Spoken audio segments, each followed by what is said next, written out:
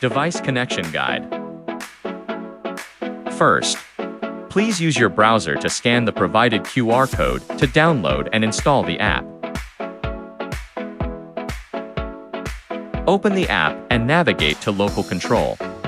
You can view the Bluetooth device's ID and select the corresponding device to connect.